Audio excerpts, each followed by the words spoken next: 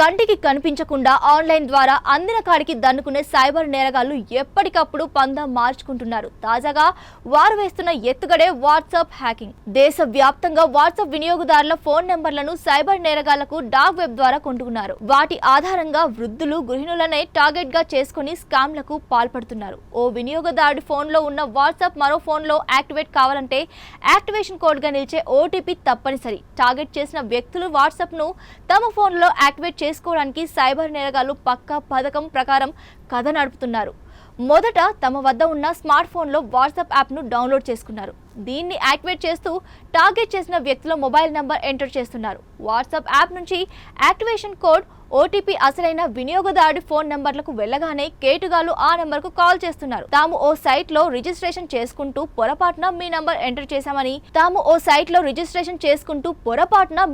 Enter చేశామని అందువల్ల తమకు రావాల్సిన ఓటీపీ మీ నంబర్కు వచ్చినందున దాన్ని చెప్పాలని కోరుతున్నారు. ఇందులో ఎలాంటి ఆర్థిక లావాదేవీలు లేకపోవడంతో తేలిగ్గా నమ్ముతున్న బాధితులు ఎదుటివారు ఇబ్బంది పడకూడదనే ఉద్దేశంతో ఆ ఓటీపీ చెప్పేస్తున్నారు.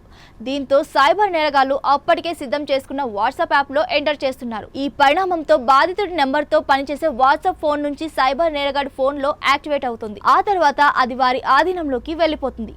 వాట్సాప్ కాంటాక్ట్స్ ఆధారంగా స్నేహితులు, సన్నిహితులను గుర్తించి వారికి బాధితులు పంపినట్లే సందేశం పంపుతూ వైద్య అవసరాల పేరిట డబ్బు డిమాండ్ చేస్తున్నారు. బ్యాకప్ నుంచి డౌన్లోడ్ చేసుకున్న ఫోటోలను మాఫింగ్ చేయడం ద్వారా ఆయా వ్యక్తులు ఆసుపత్రిలో అత్యవసర పరిస్థితుల్లో ఉన్నట్లు చూపిస్తున్నారు. ఇక కొన్ని జాగ్రత్తలు తీసుకుంటే వినియోగదారులు ఈ మోసం బారిన పడకుండా ఉండొచ్చు. వాట్సాప్ సెట్టింగ్స్ లోకి వెళ్లి అకౌంట్ ఆప్షన్ ను ఎంచుకోవాలి. అందులో 2 స్టెప్ వెరిఫికేషన్ ను యాక్టివేట్ చేసుకోవాలి. దీనివల్ల ఒకవేళ ఆ నెంబర్ తో కూడిన వాట్సాప్ ను సైబర్ నేరస్తులు మరో ఫోన్ లో యాక్టివేట్ చేసేందుకు మాయమాటలతో ఓటీపీ తెలుసుకున్నా, వినియోగదారులు ముందే క్రియేట్ చేసి పెట్టుకున్న 6 అంకెల యాక్టివేషన్ పిన్ నంబర్ వారికి తెలియకపోవడంతో మరో ఫోన్లో వాట్సాప్ యాక్టివేట్ కాదు.